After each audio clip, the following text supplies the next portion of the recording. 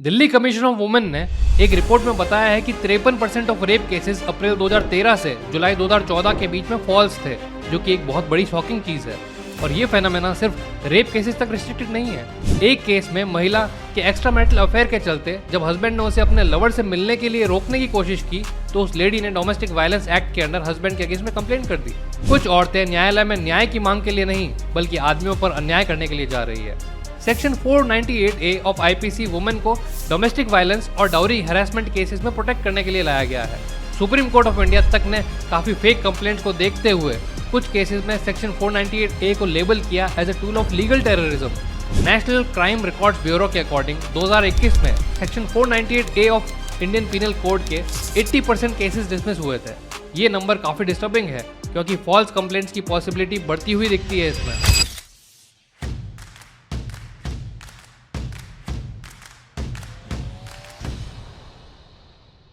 अभी कुछ ही दिन पहले अतुल सुभाष, जो कि एक पेशे से सॉफ्टवेयर टेकी थे, उन्होंने सुसाइड की है बेंगलोर में। 24 पेज का सुसाइड नोट और 80 मिनट लंबा वीडियो बनाकर गए हैं वो, और ये वायरल हो चुका है। अभी एक नेशनल इशू बन गया है।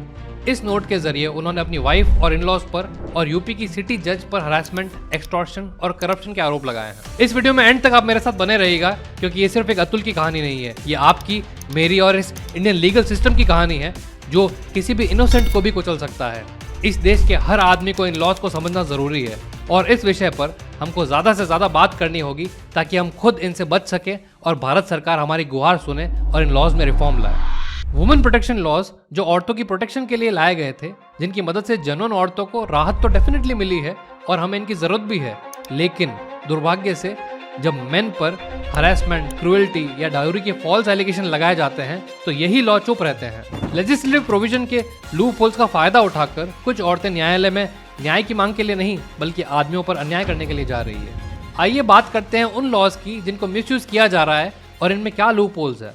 Number 1, protection of women from domestic violence act 2005।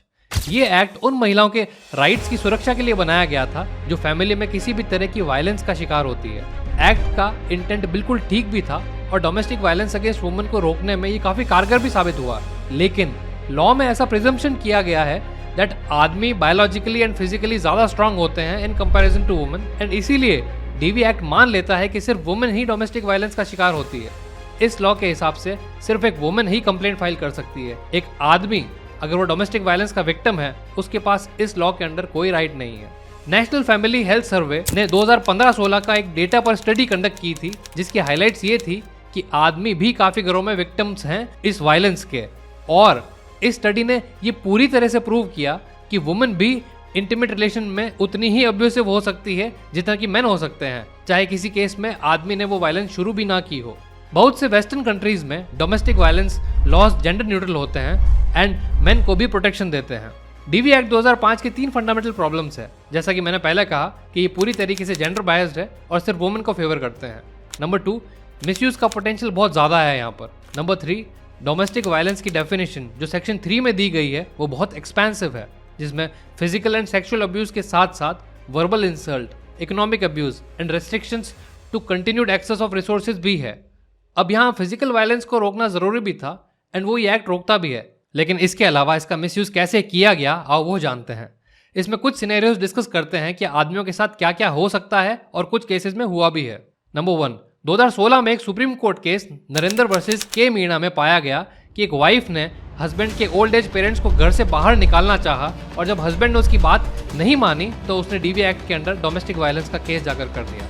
Number 2, 2019 में एक पंजाब हाईकोर्ट के case major Singh versus Sarabjit Kaur में महिला के एक एक्स्ट्रा मैरिटल अफेयर के चलते जब हस्बैंड ने उसे अपने लवर से मिलने से रोकने की कोशिश की और डिवोर्स फाइल की, तब उस लेडी ने डोमेस्टिक वायलेंस एक्ट के अंडर अपने हस्बैंड और उसकी फैमिली पर कंप्लेंट फाइल कर दी। अगर एक लेडी फील करती है कि उसकी इंसल्ट की गई है तो डीवी एक्ट के अंडर केस कर सकती है। इंसल्ट एक सब्जेक्टिव टर्म है जो बिल्कुल उसकी डिस्क्रिप्शन पर डिपेंड करता है। अजीब बात यह है कि अगर महिला खुद अपने हस्बैंड को वर्बली या फिजिकली इंसल्ट या अब्यूज करती है तो हस्बैंड के पास कोई लॉ के अंडर लीगल रिकोर्स नहीं है। ये बस कुछ एग्जांपल्स हैं जिसमें वुमेन लीगली मैन को एक्सप्लॉइट कर सकती है। जब डीवी एक्ट के अंडर एक कंप्लेंट की जाती है तो पुलिस, जज और पूरा सिस्टम मर्दों के इनोसेंस को वेटेज नहीं देता। प्रिजम्पशन ऑफ इनोसेंस जो हमारे लीगल सिस्टम का बेस होता है, इनोसेंट अंटिल प्रूवन गिल्टी, वो डिफीट हो जाता है यहाँ पर। और एक ऐसी डेंजरस सिचुएशन क्रिएट होती है जहां इनोसेंट मैन को बस इसीलिए झूठे इल्जाम लगाकर फंसा दिया जाता है क्योंकि वो उसकी अनरीजनेबल डिमांड्स को पूरा करने से इनकार कर देते हैं। ये कंप्लेंट सिर्फ बदला लेने के लिए होती है, तब डिवोर्स तक बात चली तो जाती है, लेकिन इसमें सबसे ज्यादा नुकसान बच्चों का होता है जो एक अच्छे चाइल्डहुड से वंचित रह जाते हैं। अब हम बात करते हैं section 498A of Indian penal code. इस लॉ को marital cruelty and dowry harassment by husband या उसके रिलेटिव से महिलाओं को बचाने के लिए बनाया गया था।